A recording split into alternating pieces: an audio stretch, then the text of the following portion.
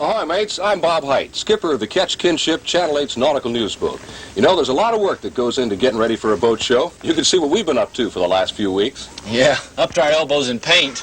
Let me introduce my shipmate and co-producer of the Nautical News, Lynn Rabren. Don't forget co-painter, Bob. Ah, yes, co-painter. Well, like I was saying, there's a lot of work that goes into getting ready for a boat show, especially when you're trying to get an old wooden boat to look as good as those new fiberglass ones. I think she'll look even better. Well, I hope so, Lynn. We'll see anyway. And I hope you'll come on down to the docks and see, too. You know, Bob, we're not the only ones that have been working hard to get ready.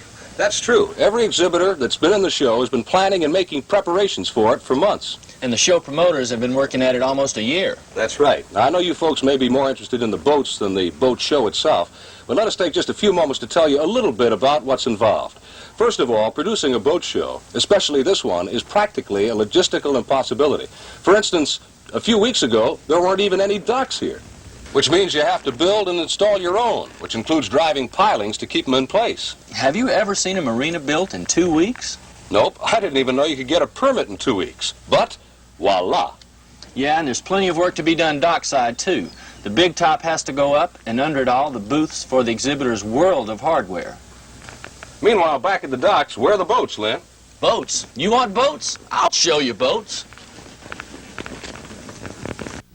Hey, that's a pretty good trick. Yeah, it's probably the toughest trick of all. Lynn's right. You know, without boats, you wouldn't have a boat show. And it's the exhibitors who bring the boats, not to mention all the stuff that goes into these booths. So how do you get the exhibitors to come?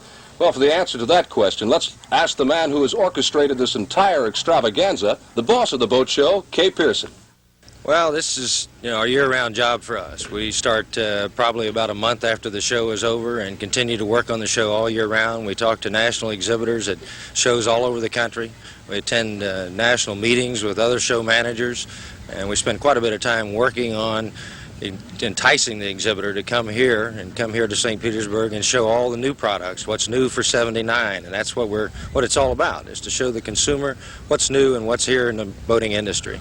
People seem to react very well to boat shows. What is it about the atmosphere of this place that's so appealing to everyone? There's a certain magic, and I've never really been able to put my finger on it. We have an incredible number of people that help us put the show together, a great many of which we couldn't afford to pay, but there's just so much fun and excitement attached to the show that people want to be around and be involved. And of course, it's just turned into more of an event, which you can get in the water. You've got the excitement of the water, the boats in the water, the steel band playing, fashion shows going on, and so it becomes a real entertainment medium. So that's how the boat show happens, and it happens to be one of the best boat shows of its kind in the country. But then could we expect less from what could well be the boating capital of the country? Now you're talking, mate. Not only do we have a tremendous concentration of boat owners in the area, but we have an unparalleled concentration of boat builders. And off their ways come some of the most beautiful boats in the world. Mm-hmm.